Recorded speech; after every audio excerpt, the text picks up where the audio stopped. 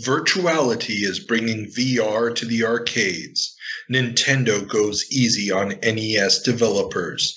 And Sierra bets on CD-Rom. These stories and many more on this episode of the Video Game Newsroom Time Machine. I've been waiting a long time for a chance to say this. Stop the presses. Requiescat in pace. Makes him crazy, man. What is a man? It's me, Mario. What a mess. Get over here! Please save me.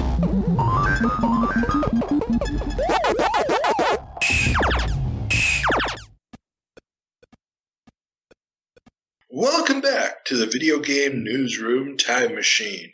I'm your host, Carl, and as always, I'm together here with my co-host, Peter. Say hi, Peter. Hi. Excellent. Now, today we're going to be going back 30 years to December of 1990 to look at the most important stories hitting the news press in the video game industry. But before we do that, obligatory podcast banter. So, Peter, banter. Banter away. Pretend that we're not recording 3 episodes in one session and that you just did the banter about 30 minutes ago. Yes, but, I want to have a different piece of banter right now. Here. We can talk about that awesome interview we did on the Retro Asylum podcast. We can talk about that. Hmm. So, we've been interviewed. Yeah, well, not interviewed. We got to do basically a promo segment on Retro Asylum. Exactly. Great podcast, by the way. In case you don't listen to it, you should. And an old friend of mine from both his pre-Retro Asylum days and my pre-Video Game Newsroom Time Machine days, Mads, he talked to us about the show, about what we've been up to, and so on and so forth. And he did not catch us in a weird moment. No, not at all. Not at all. It's funny, though, because he asked us if we were going to be doing any retro gaming over the holidays, and I said no. And I ended up doing retro gaming over the holidays. Oh, what did you play? Well, I took my tablet with me to my in-laws' house, thinking I was just going to read some comics on it, because I'm only 10 months behind on my comic backlog. But no. You haven't been in office in quite a while, have you? Exactly. Normally I read between classes that I teach, and no, I can't do that right now. But no, I was sitting there, and my father-in-law had installed one of these modern cell phone versions of Puzzle Bobble on his phone, and I'm looking at it going, That's a terrible version of Puzzle Bobble, and I happened to have MAME installed on my tablet and started playing Puzzle Bobble, and I was like, this is a much better version of Puzzle Bobble. So I played about half an hour of Puzzle Bobble while I was over the break, so I got some retro gaming in. I feel very proud of myself. Good job. Yeah, I pat myself on the back. What about you? Did you get any gaming in at all? Did I get any gaming in? Let me think. Oh, jeez. Nothing that's worth mentioning. No. Yeah, you didn't go out and buy Cyberpunk for your PlayStation 4? No. Oh no! Oh jeez, Lord! No. I really adored what those guys did with the Witcher series, and I'm not only talking about Witcher 3, also Witcher 1 and 2. I love those games. I mean, technically flawed, yes. However, story-wise, storytelling, I really love those games. Witcher 3, of course, as well. And I was really hyped for the Cyberpunk. It's actually not really that much. I'm not that much of a fan of the cyberpunk setting. However, I thought they might provide a good story. But Jesus, talking about companies dying. I think they're being sued now by their investors or in America for false advertisement or something like that. There's definitely going to be some lawsuits. I mean, now granted, they probably don't have much of a foundation because they're giving refunds to anybody who wants one. So the lawsuit automatically fails because the only thing you could ask for in the lawsuit is recovery of damages, and your only damage is the cost of the game, and they're already giving you back the cost of the game, so there's no grounds for it. Now, retailers selling physical copies under normal circumstances probably also would have had grounds to sue because of very high return rates and stuff, but right now there's virtually no physical retail happening. I mean, there's going to be the collector editions and stuff like that through Amazon and whatnot, but I think they'll be able to deal with that. So I don't think that any of those lawsuits are going to go forward, but an action by the investors for mismanagement in the company is definitely going to be a possibility. And granted, we'll have to wait another 20 years before we can talk about this on the show. And I'm sure there's going to be a lot of stuff that still develops. But to anybody listening to this who is already frantically writing a nasty comment or email about this to us, about how this is a next-gen game and blah, blah, blah. Remember, this game was supposed to be out last year before the new consoles came out. Yeah. Which means either they totally sabotaged their own product in the last 12 months and it worked great before that, or it never worked on on the last generation of consoles, and they should have never advertised it as working in the first place, or just had the balls to cut stuff out, to make it a dumbed down version. And the best example, well, it's not a dumbed down version by choice. It's a dumbed down version because the textures won't load before you walk up to stuff. No. They cut stuff. Okay, story-wise, they cut stuff out to have more time to do the bug fixing before the release of the game, which obviously wasn't sufficient. I'm really proud of my girlfriend, and I want to mention this here because she actually thought about giving me Cyberpunk for Christmas, and when I got to know my girlfriend in 2014, she would just buy this game, give it to me, and whatever. But no, she listened to some reviews, was like, no, this game is a bug fest. I cannot give this to him as a present. And on Christmas, she was like, I wanted to get it to you, but I saw there's so many bugs inside, you will not enjoy it, so I didn't buy it. Wonderful. Oh, that's nice. This is really nice. So for some reason, did she buy you something of equal value? She actually bought me Demon's Souls for PlayStation 5, although I don't have a PlayStation 5, but she was like, dude, you're gonna get a PlayStation 5 as soon as it's available, and now you have a game for that. Okay? That is forward thinking. Very nice. Exactly. And she bought me also some lottery tickets to co-finance it. I won $3, and she spent $5 on it. But I got the $3 and she lost the $5. So win. You're obviously not married yet. No. No. Trust me, once you have joint accounts, that's both of you losing. But okay. Yeah.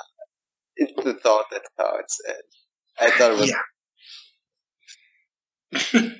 Anyhow, no, to answer your question, no Cyberpunk playing. I watched some Google videos. They are hilarious. Those bugs that are taking place there. Yeah. We had a great time watching those bug videos. Yeah, I mean, it kind of reminded me of the level of technical fail of something like Ultima 9 back in the day, when it was just, they released this product? Seriously? What the hell? And yeah, But, oh well, okay, enough of current news. We have important time travel to do. Exactly. Remember, everybody, we look back at the news headlines, in this case, 30 years ago this month, and we're always basing the headlines off of what was in press that was dated for December of 1990. So obviously the news always happened a little bit earlier, but this gives us a certain consistency. But before we can do that, despite our best efforts, we try to get everything right. Sometimes things slip through the cracks, and that's why we have our man in the correction department, Ethan of the History of How We Play blog, link in the description below, who is the head of Department of Corrections. So, Ethan, which mistakes would you like to correct that I made in November of 1990? One, you said Tom Dornbrook as opposed to... Oh, my goodness. Yes, okay, and I should know this. I interviewed him, and those interviews, at least one of them at the time of the release of this audio segment, is still a Patreon early access exclusive. Mm-hmm. So go on over there and join the Patreon and listen to my amazing 2-part interview with Mr. Dornbrook. It's quite good. That's it. That's it? That's it. Awesome. I am awesome. Okay. Then I will see you on the next jump. Carl? Yes. We're getting better.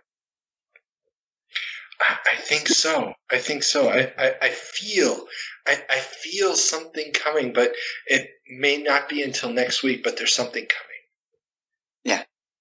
Yeah. Okay. But let's turn on the time machine. Oh, and also remember, everybody, Patreon, social media, follow us, link, give nice comments, letters. If you can hunt down our address and make us freaked out, go for it. And so on and so forth. So let's turn on the time machine and head back to December of 1990. Today we have a ton of tips for some of the hottest people around. Mario Brothers 3. You can't do that on an 8-bit system. Welcome to December of 1990. Peter, what's our first story? AMOA 90 video product disappoints. A lackluster lineup of games has emerged from the 1990 AMOA show. With no... AMOA, by the way, is Amusement and Music Operators of America, the trade show for the arcade operators.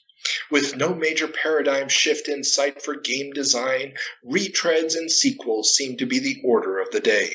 Some of the show highlights were Blood Brothers, which was little more than a reskin of Cabal, Double Dragon 3, another quite poor beat-em-up, Gal's Panic, a pool game with a stripping anime girl gimmick, and Race Driving, a level expansion for hard driving. The only real standouts as far as innovation, Pit Fighter, which took one-on-one fighting into digitized arenas with scaling effects and up to 3 players versus computer opponents. This game had already been out for a while before the show, and Mad Dog McCree, a Laserdisc-based light gun shooter which immediately sparked skepticism from operators about the longevity of the hardware. Oh, and I have to mention the absolutely amazing Super Peg, or in the US, Super Buster Brothers. Still one of the best games of all time. Pinball and redemption games see some real highlights with The Simpsons from Data East, whose pinball division was run by Gary Stern at the time, which impressed with both features and one of the hottest licenses around. So... that is the AMOA report. Well, at least no one afterwards can complain there was a major hype build up that just disappointed. So, disappointment from the get-go. Yeah, basically. I mean, it's a weird thing because the NES is having a renaissance. We're starting to see JRPGs make inroads into the U.S. console market. We're going to be talking about some major innovations in PC gaming in this episode. And the arcades, which up until this point had always been the technological innovators and in many cases the gameplay innovators through weird control mechanisms and new fancy ideas, they seem to be floundering. It's as if there's a spark missing. And everybody's playing it safe. They're trying to keep the hardware costs down by just doing stuff that will fit in existing cabinets. And we're still just a little bit away from the one-on-one fighting game revolution that's going to kick off with Street Fighter 2. Yeah. So, do you think 1990 those arcade manufacturers, they just surrendered to the home consoles, to the NES and the likes, or what? Well, I think it's a combination of things. On the one hand, you've got a lot of the arcade game manufacturers, companies like Capcom, Taito, and they are putting a lot of their development resources into original titles for the NES. I mean, we had, for example, one of the classic examples here is the game Strider, which was this cross-platform multimedia thing where there was a manga series published in a Japanese magazine that was telling the story. Then there was the arcade game, which sort of recreates key moments from the anime, but is lacking any of the cutscenes and stuff that really would have conveyed the story. So if you didn't read the anime, the game makes no sense in the arcade, but it's so visually spectacular and it's doing so many things that have never been seen before in an arcade game that you just don't care. I mean, it was still a huge hit. And then there's the NES game, which does have cutscenes, does tell a lot of the story. I think it even continues or adds to the story that was in the manga. But it plays completely differently. It's a completely different game design. And this is where the question now becomes, well, how much money are we really going to make off the arcade game? I mean, we're going to maybe move a few tens of thousands of units at most of the arcade cabinet. And it's usually just going to be the add-on board, which isn't that much. It doesn't cost as much as a cabinet. And we're not going to see any money after that. Or do we release it as an NES cartridge, where even though we have to pay Nintendo a fee, the development costs are much, much lower. The art assets we have to create are not nearly as complex. And the amount of money that we're going to be making off the board, off these cartridges, with the hundreds of thousands of units that we're producing, is massive in comparison. And so the arcade is starting to lose that battle of the bean counters. The accountants are saying, hey, this makes more sense. Let's invest in this.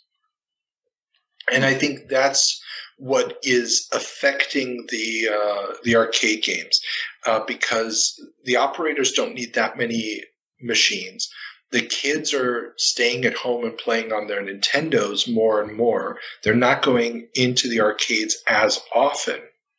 So the real question is, how much money do I put into arcade development versus the consoles? And so, that's just, the situation that you're in at this point. And what you're going to have to do is you're going to have to create an experience a game centered around the arcade experience, which is random guy walks up, puts his quarter on the machine, jumps in, and beats your ass. which is what the one-on-one fighting game genre is all about. And it's an experience that even though you can play Street Fighter 2 at home, it's not the same experience because the kid coming in to play against you as your friend, it's not some random guy and you don't have all the people cheering behind you when you kick somebody's butt. Yeah. You don't have that community effect. No. This is true. And this is one of the problems Pit Fighter has. Pit Fighter is the human-controlled players kicking computer-controlled enemies in the arena. I think in the game, it's been a long time since I played it. I played it quite a bit when it came out in the arcades. But if I remember correctly, yeah, you could hit the other guy, but it was more you were doing it by accident, just like in Double Dragon. Okay. But the goal wasn't to kill the other human players. The goal was to beat up the multiple bad guys that the computer was throwing at you. Yeah, okay. And so it was a cooperative game as opposed to an opponent, a one-on-one opponent setting. Yeah, which is what you can do at home and have more fun doing at home. Working together with your friends rather than kicking his or her butt. Exactly. Yeah. And so, I mean, it's all going to change, but the fact that the home experience is, the arcade is no longer the only place you can play video games, and the arcade is also a limited, or it needs a very specific type of experience to still justify the trip to the arcade. And that is just going to be a fundamentally different experience from the home. Yeah. Yeah. Got it. Okay.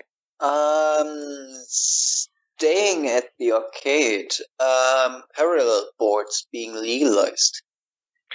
Yes, back in our March episode, we talked about how the Red Baron case prohibited the operation in public of parallel imported arcade boards. That those were the boards that were legitimately purchased in a foreign country, so what might be called gray imports. So where you're not buying it from the official, in this case, U.S. dealer for, let's say, Capcom, but you're just buying a Capcom board that it came out of Japan or Thailand or someplace like that.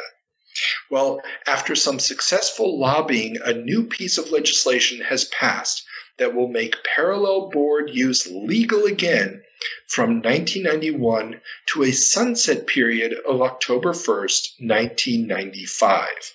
The two competing sides here, the operators represented by the AMOA and the manufacturers represented by the AAMA, will hopefully hash out some kind of solution in the meantime. So, Carl, what changed between March and December? Well, what basically changed was that the two trade groups lobbied Congress. They lobbied government representatives, legislators, to try to get different laws passed. So the arcade manufacturers, who at this time are primarily Japanese companies, I mean, you still have some American manufacturers and developers like Atari in the game, but for the most part, I mean, the big hitters are all Japanese. They want this legislation because they're releasing their games first in Asia and then bringing them over to the U.S. later on. Sometimes the delay is only maybe a couple of months. Sometimes it's a year or more. And what that means is that by the time the arcade game gets an official distribution in the U.S., there's a lot of no longer commercially productive used boards in the market. So all the boards that were in Asia that were probably originally sold for less than the American boards, those are just sitting there. And if the game's been out for 6 months, well, if you bought 5 of the games originally as an operator, let's say in Japan, you may still keep one around, but you don't need all of them running. So what do you do with the other 4 boards? Well, you sell them for half the price in the U.S. or sell them to somebody who's going to gray import them to the States. And so the arcade manufacturers want these made illegal. They're like, hey, okay, people can buy them for their personal use, but we don't want people being able to put them out for commercial use where they're collecting coins. We want to be able to say only the ones legitimately purchased through an American distributor should be used for money collection as a revenue source. And the operators are like, hey, you guys are not giving us the stuff that we want fast enough. You're not bringing over all your product, or you're bringing over the product late, or you're cutting stuff out of the product or whatever else. If you guys want us to buy from you, then sell it to us at the same price as in Japan and do it day and day. So the day it comes out in Japan, it comes out over here. Well, and the legislators have sided with the operators. You could speculate as to why. One of the speculations might just be these are Japanese manufacturers for the most part. The American manufacturers aren't affected by this because they're releasing first in North America, and by the time it comes out in Asia, the game's already old. And on the other hand, you could speculate that there might be a certain, America first, anti-Japanese sentiment, which not unheard of, especially at this point in time in the United States. I mean, we did just talk recently about the retaliation after the Japanese dumped chips on the U.S. market and flooded the market, and that whole hullabaloo, which we covered on the show last year. So there is this animosity, there is this trade war mentality, especially in the tech industry. So it just makes sense that the American legislators are going to side with the American operators over the primarily Japanese manufacturers. Yeah, makes sense. And of course, I mean, this idea of international distribution and being everywhere at the same day, at the same time, is something that's still with us today. I mean, we're recording this on the 28th of December, 2020. 3 days ago, the new Wonder Woman movie, Wonder Woman 84, was released in the United States on HBO Max, a streaming service. So if you're already subscribed to the streaming service, you get to watch it. But if you're in Europe, I honestly don't even know where I'd be able to get it. I might be able to purchase it on Amazon. I have no idea. Yeah. But the fact that this is unclear just opens you up to a whole bunch of people pirating the movie and downloading it illegally off the internet because, well, it's already streamed to millions of people's homes, and there's enough people with the technical know-how to figure out how to download a perfect digital copy of that movie now and distribute it on the internet. Yeah. And there's going to be lost sales because they didn't have a clear international strategy. But that's, the wonders of international trade. And piracy. Okay.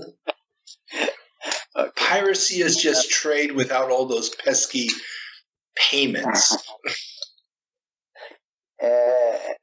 Okay, let's leave it at that. But speaking about wonders, cyberspace. It's pretty cyberpunkish, the 1990s. Cyberspace is coming to an arcade near you, thanks to Virtuality. The Computer Graphics 90 show in London saw the public display of working prototypes of the Virtuality VR arcade system.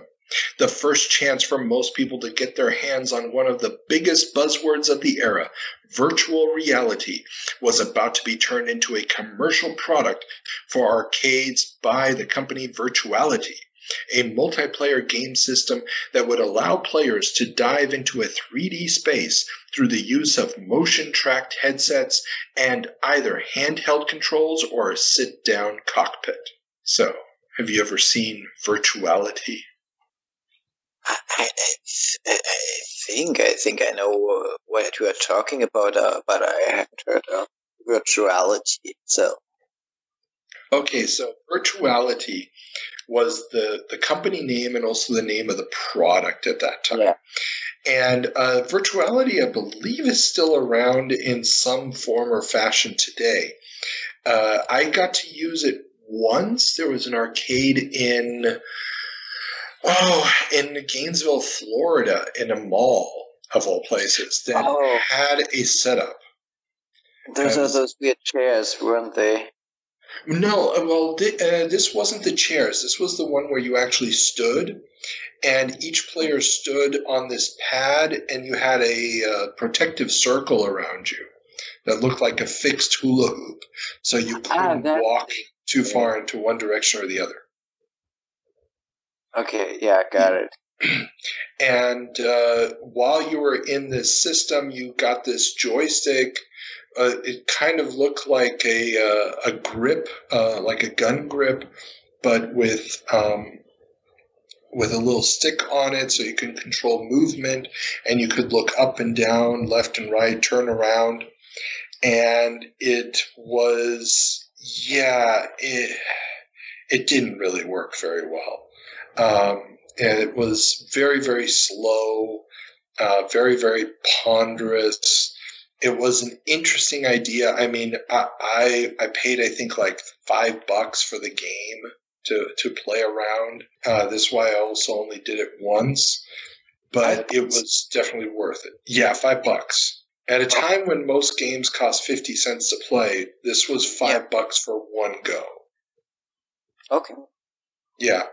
But I mean, this was extremely expensive equipment. There weren't a lot of people playing it. You had to somehow recover the costs, you know?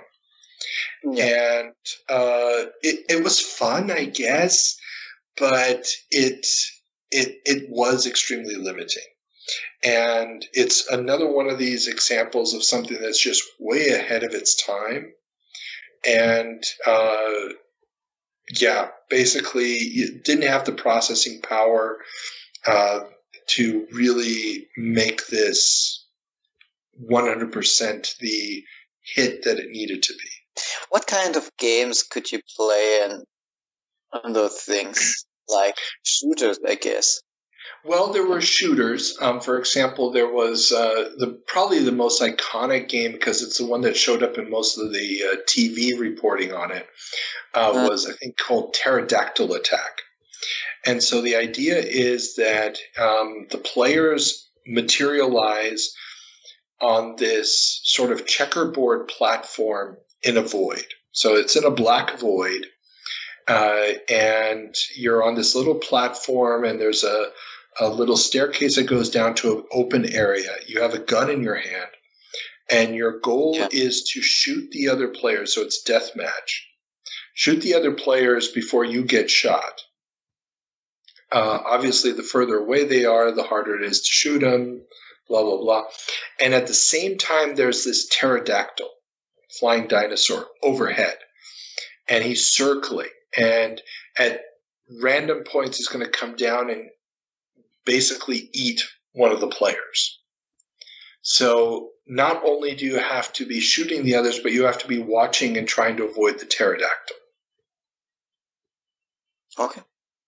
And then they also had, like I said, they had this cockpit version where you sat down in a chair. And that's when they had things like a flight simulator type of game. Where, if I remember correctly, they had one which was World War I style planes. So it makes a lot more sense, where you're flying and controlling the stick, but at the same time you're looking over your shoulder to see where the enemy is, or the other plane is. And especially in that type of plane situation, it makes a lot of sense that you would have that option. You know, that the orientation of your head makes a difference. And things like that. I mean, there was a variety of different games that they released for it. There's some links to video of this of it running. I'll give you an idea, but I mean, you're talking at most 12 frames a second, usually less. And we're not talking great resolution. We're definitely not talking a lot of polygons. We're not talking textures. It's all just very, very simple. But we're talking about motion sickness, aren't we? You are probably talking about motion sickness after a very short period of time. But actually, the arcade setting makes it is the saving grace. Because in the arcade, I mean, you're not expecting to get more than a couple of minutes of play for your credits. You're not going to be paying for 10, 15 minutes. Okay. Yeah, so you're just getting this very short burst of entertainment. And this is a way of avoiding a lot of the long-term problems associated with VR and motion sickness and all that stuff. Okay. And since it was so expensive, you just didn't keep on playing. Exactly. Exactly. I mean, you did it once or twice, and that was it. I mean, we're not talking about games with massive levels that go on forever and you want to, throw in more quarters to keep going to get to the next boss. These were designed to be very short-lived, mostly multiplayer experiences. Yeah. But I think this is something that can, if it works properly, of course, that really can revive the arcade business. Yes and no. I mean, if it had worked properly and the cost had been low enough, it would have brought people in. But then again, I mean, you drive out there, you play it once, and then you leave. The arcade needs you to be dropping money into the machine every 3 to 4 minutes at most, at the least. Well, this is true, but then if you consider the business model, I mean, you can pay more money for a longer period of time if you have those advanced technology stuff inside the arcade. I think this would work as well, If but then you also you're going to run into the problem of people having to wait in line to get on the game then. If you think of a traditional arcade, yes, you're totally right. Yeah. And again, remember, the idea is impulse control. You're going after mostly kids and teenagers. Waiting is not their strong suit. With the lack thereof. Exactly.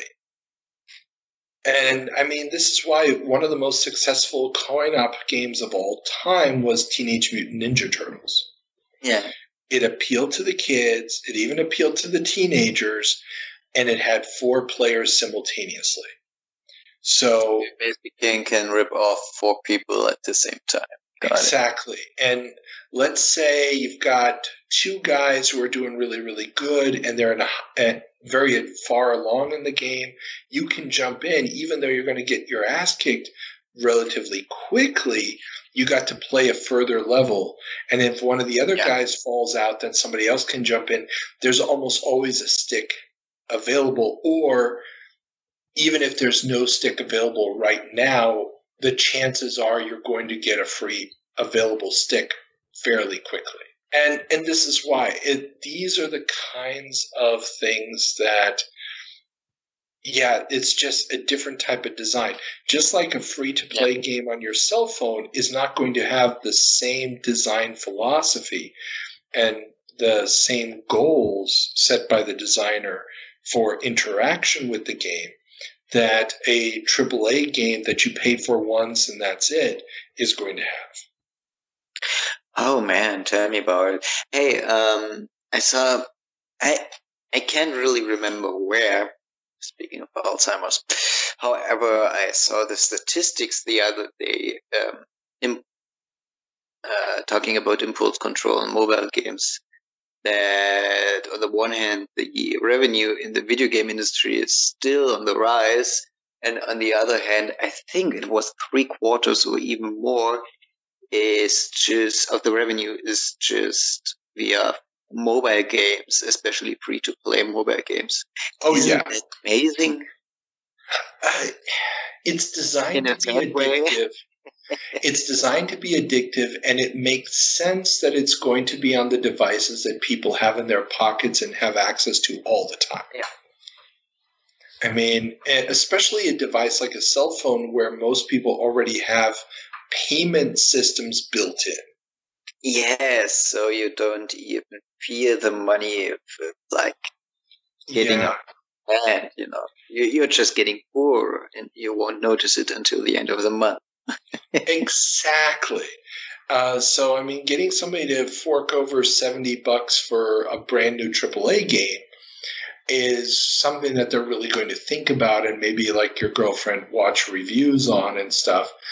But, I'll download this free-to-play game. Oh, that was kind of cool. Yeah, another $1 to play for another hour. Sure. And you don't even think about it, and then suddenly 120 hours later, you've spent $120, and you're like, yeah, I could have had a AAA game for this. 2 of them, maybe. And you don't even realize that has happened. And I really don't I don't want to get too deep into it. It's just, some games you can't pay for them normally, you have to use the free-to-play mechanics. It's not like, okay, let me buy the thing and don't ask me for money ever again. Yeah, no, they got rid of those options early on just because there was no profit in it. I mean, exactly. That makes sense. That's all there is to it. I have gotten to the point now where I simply refuse to play free-to-play. The last one I played was Mario Kart, whatever it was on the cell phone variant. And I realized that there was no progression. It was just basically, it just was keep playing. Come on, keep playing. I'm going to give you this little extra star or something. And I was never going to get anywhere in this endless waste of time. And I haven't touched a game like that since. It's been a year and a half now or something. And I've just given up. Same thing with the Pokemon Go and all those other walk around and collect things, bullshit games. It bores me. Yeah, exactly. And there's no finish to it.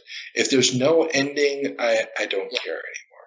I mean, I'll still play a few arcade games from time to time, old ones of where, I put in a credit or two, get my 10 minutes and walk away. But they're not designed, or they weren't designed back then with the level of scientific precision to get you to keep spending money, which the games nowadays are. Yeah. And that's what makes them still bearable, but makes all the other ones basically something to be avoided at all costs.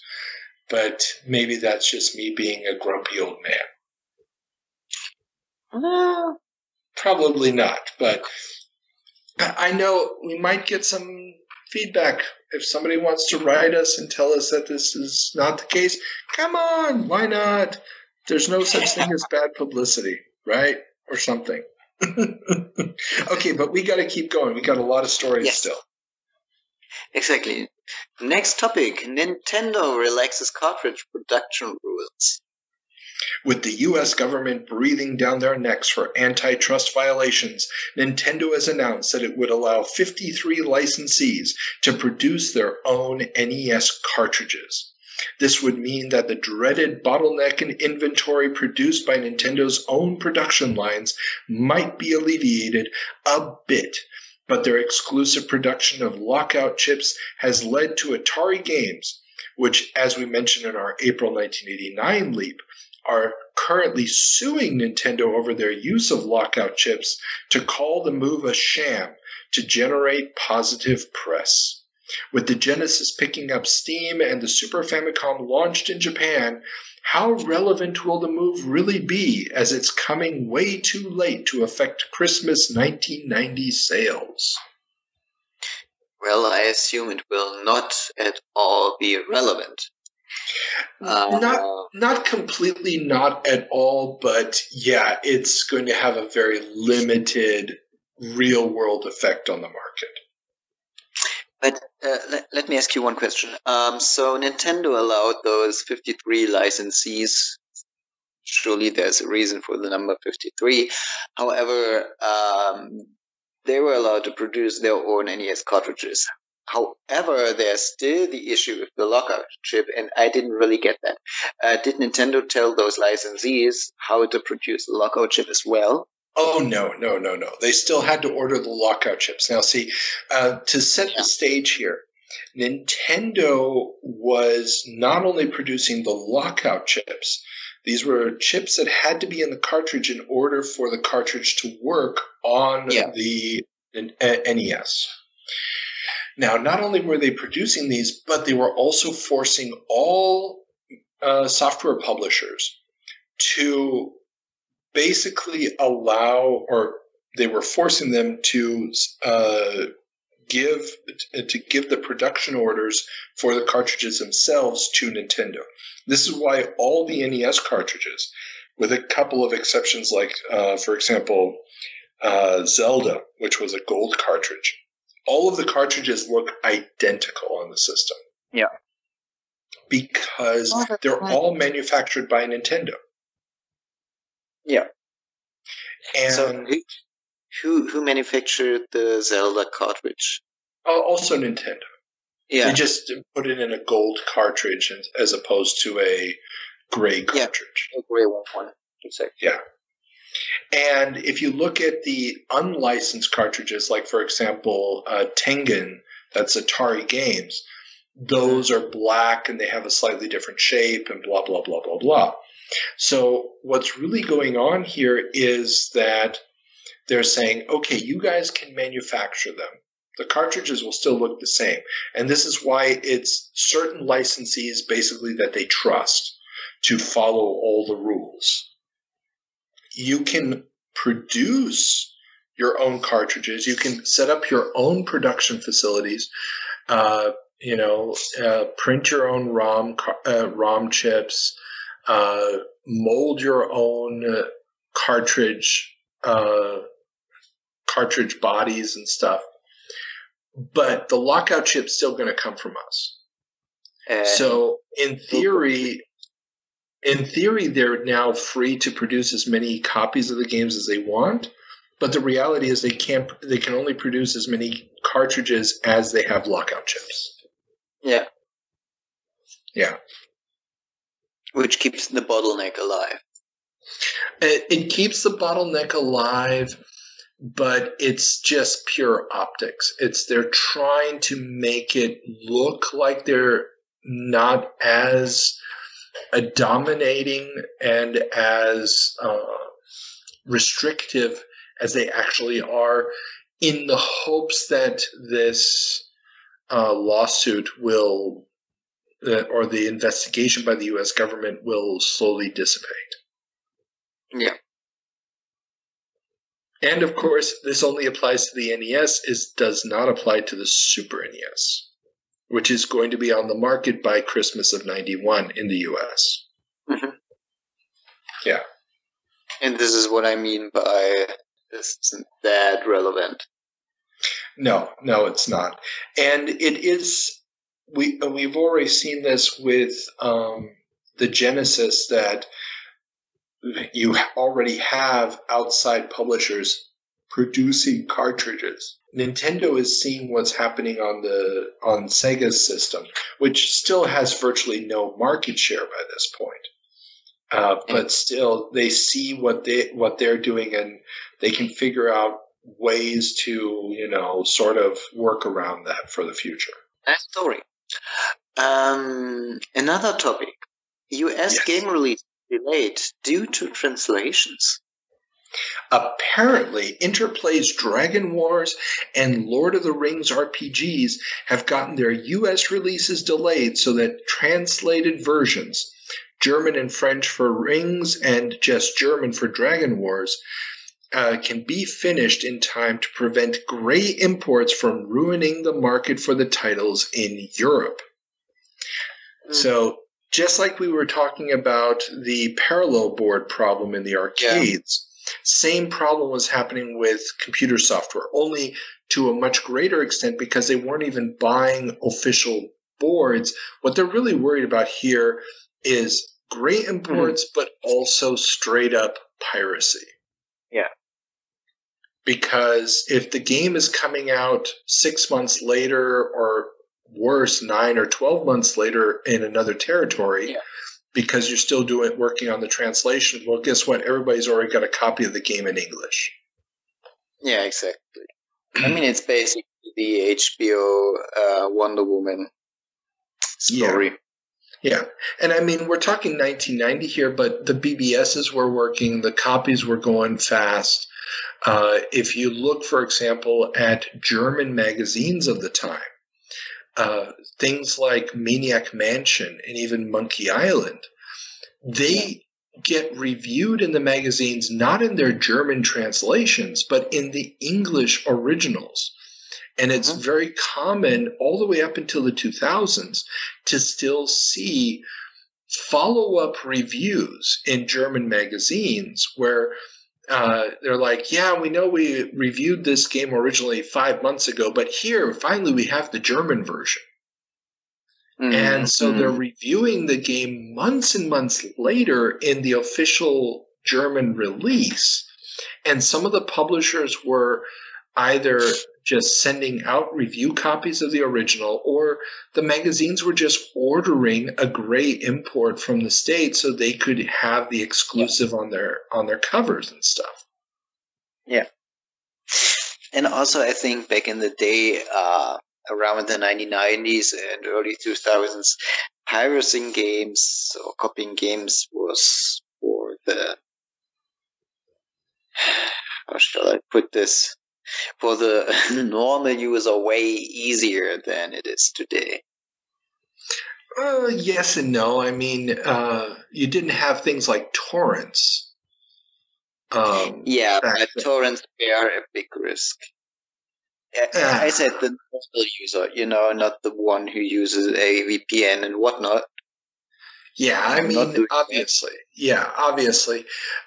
Back in the day, there were the informal networks and, oh, you got this copy from this guy, blah, blah, blah, blah, blah. Exactly. I remember a guy who, in school, a boy who had Monkey Island, and Monkey Island, this copy protection, you have those the faces of the pirates, faces. Yes. And they copied it. It was like a book, and I borrowed the game from him, and he gave me this book of all possible combinations copied. Oh wow! Oh yeah. I mean, he could have just copied like those discs and put it together, but no, they copied all the different versions. See, I actually had the copied discs. Yeah, which makes sense, Yeah, but then you'd have to take your original apart. And for example, I have an original hanging on my wall over my desk. Okay. Yeah, so I mean, I can understand why you wouldn't want to destroy your original. But yes, I also know that my very first copy of The Secret of Monkey Island had a photocopied disc. So yes, I know that. And I still remember cutting out the little holes so I could move it around and all that stuff. Yes. Fun times. All right. Okay. I mean, but this was really a big book. Anyhow, Yeah. moving on because time's moving fast. Wing Commander gets tested. Now, we don't normally talk about game reviews here on the show, but there is arguably no more important game in the history of computer games than Wing Commander, which single-handedly started the upgrade craze that keeps fueling PC development to this day. Magazines around the world were scoring the game highly, with virtually every review including at least one little blurb about the mammoth processing power you had to have to even dare play the game. It's really cyberpunky today, isn't it? It very much is. I mean, some things just don't change. Now, have you ever played Wing Commander? No, but I have seen videos of it. Okay. Now, if you've seen videos of it, you've seen it probably running at full effects.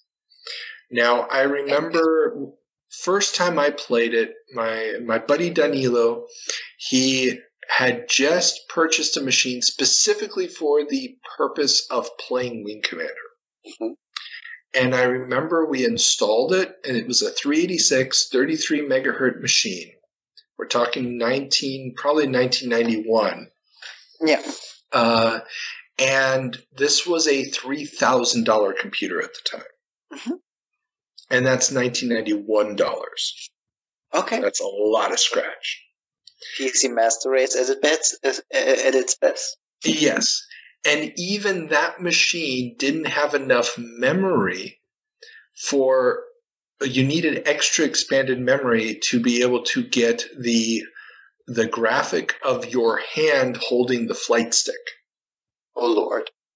So that was just basically this black block at the bottom of the screen. There was no flight stick. Really?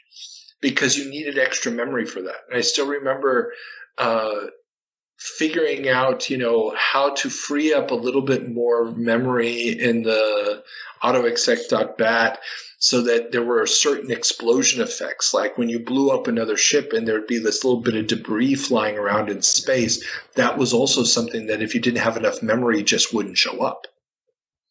Okay. And of course, yeah. Great. So the entire structure of buying more stuff, like I think one of the recommendations was that you had to have a VGA card with at least 512K of RAM to run this. Now, the Amiga 500 computer was being sold with only 512K of RAM for the entire system. Yeah. This thing wanted 512K just on the video card. Yeah. Okay.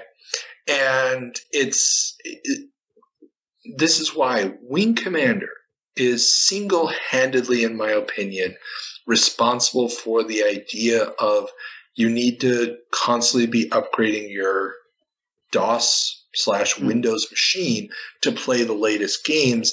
And it made it acceptable to do this. And this is another thing that pops up again and again in the reviews. People are comparing this to the arcades and saying, there's nothing in the arcades that even comes close to this. It's that good. Okay. And, well, the arcade cabinets are costing more than these machines, than these DOS boxes. So even though the machines are massively expensive, you're still getting more for your buck with the DOS box. And I think that this is just another sign that the arcade is going to have to do something else. They're not going to win on graphical spectacle anymore. They can't. Not when people are dropping this kind of cash for a PC. No. So, just wanted to mention that. We got a link to a review from Ace Magazine. There's obviously a billion other reviews out there. Moby Games and stuff has those. But Wing Commander pretty much across the board, both as an action game and a lot of the strategy elements, and to say nothing of the cutscenes and how you perform in the campaign influences the whole story, and you get completely different cutscenes, and the dialogue trees change and stuff. There's a level of complexity to this game. It's not just the pretty graphics. And it's something that nobody had really ever seen before. And it wouldn't have been possible without this massive hardware upgrade. Okay. Talking about new hardware. Sierra bets big on CD-Rom. Ken Williams, always a champion of new tech, is getting into CD-ROM drive sales. After having promoted and sold AdLib and Roland cards through their mail order distribution system in past years, Sierra will do the same with CD-ROM drives, offering a drive, sound card, controller card, and 2 games for $700, which Williams claims is close to cost. The strategy is to get a large enough installed base to make CD-ROM software viable on the market. Yeah, so $700 is... Jesus. Yeah, it's astronomical in numbers. This is beyond the pale when you think about it nowadays. I mean, adjusted for inflation, this is at least 2.5 times that in modern money. And this is just an upgrade. You still need the whole computer, the VGA card, the monitor, just to get this thing up and running. And these are single-speed CD-ROM drives. There's jack shit you can do with these. Yeah. Except maybe play a point-and-click adventure game with some sound running in the background. Well, which is what Sierra is known for.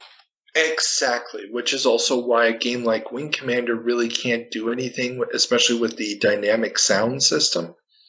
Yeah. The only thing Wing Commander would be able to do with the CD-ROM is add voice acting, which they end up doing in Wing Commander 2 without CD.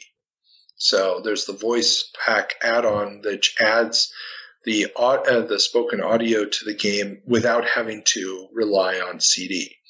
Now, they do it later on, obviously, with Super Wing Commander on the 3DO, and, of course, later on with the full motion video of Wing Commander 3. But this Sierra and Ken Williams, more specifically, really sees this opportunity to create a user base, and he needs to create it by getting the hardware into people's hands as cheaply as possible and by becoming the distributor without adding much additional profit margin to it. And I'm just taking his word on it that this is at cost or close to cost. What he's really doing is he's creating a market where normal retail that would have to turn a profit on the hardware sales would be a limiting factor on the adoption of this technology. Yeah. However, the price is still a limiting factor. Oh, definitely. Definitely. Okay. Moving on. CD-TV delayed. Commodore has moved the launch of their CD-based set-top box to mid-1991. The box, estimated to retail at about $1,000, seems a bit dicey, according to spokespeople for both Lucasfilm and Interplay, who argue that while the form factor is right, the tech needs to be much cheaper to achieve mass market penetration, and the lack of FMV capability is going to prevent acceptance beyond the existing niche computer gamer market. So one guy is shipping or wants to ship around CD drives, and the other guys are like, no, we won't bring out a CD-based set-top box. Basically, I mean, this is Commodore doing Commodore again. What they're selling is a Amiga 500 in a box that looks kind of like a VCR. And it has a CD drive as opposed to a disk drive. Okay, that's really what it is. It's just an Amiga 500 with the TV tuner add-on built in. Doesn't have a disk drive, but it will have a slot so you could add a disk drive. And it won't have a keyboard, but you can add a keyboard. And it's going to ostensibly be controlled by a remote control. Okay. Yeah. And, of course, Missing Christmas is huge. But the problem is that it's also limited in technology to what an Amiga 500 can do. And the decompression of video, of encoded video, that would be necessary for full motion video capability, well, that's not built into an Amiga 500. This is 1985 technology, basically. There's no way it can do that. And because they're not going to be adding that extra processor to do it, well, that's just delaying the whole thing. And this is also the reason why CDI, which we've also talked about several times on the show, keeps getting delayed and delayed and delayed, because they're trying to figure out, well, how do we do this FMV thing. Do we add it into the CDI box? Do we not add it? How much is it going to cost? That's what's holding back the launch of CDI. Yeah. Yeah. And, of course, if I'm not mistaken, I'm actually fairly certain of this, a CDTV, again, is a single-speed CD-ROM drive, which is just fast enough for music, for audio. But that's really going to be a massive hindrance to any real applications for the device. Now, in the US, as we'll see once it launches, it's going to be a horrible flop as a set-top box. In Europe, it's going to find more acceptance because they're actually going to market it as an Amiga, because in the US, it doesn't even have the Amiga logo on it. But in Europe, they're going to launch it as the Amiga CD-TV, and the advertisements are going to show it with the keyboard add-on, with the disk drive add-on, and basically as a way to have an Amiga 500 plus CD capability all in one device. And it's going to have slightly better, it's going to sell slightly better, but the lack of software for the system is really going to be the kicker at the end of the day. I mean, software sells hardware. This is true. Definitely. And our last story of the day. Speaking about software, the League of Programming Freedom protests against software patents. A new organization of activists has been formed, the League of Programming Freedom. Their purpose, to prevent software patents from proliferating for fear of limiting competition by raising the costs of development due to expensive patent searches and legal background checks. The organization would try to raise awareness about how, quote, look and feel, end quote, lawsuits would stifle innovation. Yeah, software patents. Controversial topic even to this day. A lot of them fail in court when actually fought over, but still companies like to have big collections of software patents that they can use as threats against competitors. And so there's always a ton of bigger companies buying up smaller companies just to have their patents. And it's not just software, it's also hardware patents. But they're trying to then at least have the threat of a lawsuit, which can be costly enough to prevent competitors from competing in the market. And because we're still talking about this today, obviously the League of Programming Freedom failed in their mission. Well, I don't want to say of course, but it was to be expected. Yeah. And so there's some interesting stuff that they did try to do, and interesting arguments on both sides for this. But yes, I just thought it was an interesting little tidbit and worth discussing here. That's the end of our jump to December of 1990. Peter, do you have any final words for our listeners? You know, it's really interesting. Again, a decade without a company dying. It's almost like it's a Christmas miracle. It's a Christmas miracle, man. Christmas miracle. Let's see what the Christmas sales in January will bring, but yeah, at least for now, they're still alive. Wonderful. There you go. Okay, then in that case, everybody remember, visit us on Patreon. We got a whole bunch of not exclusive, but early access interviews over there.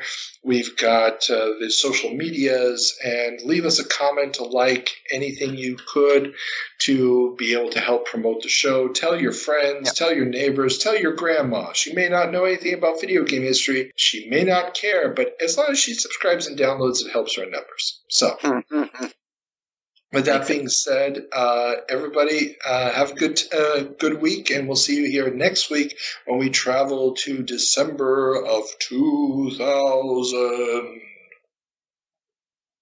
Have fun. Bye-bye.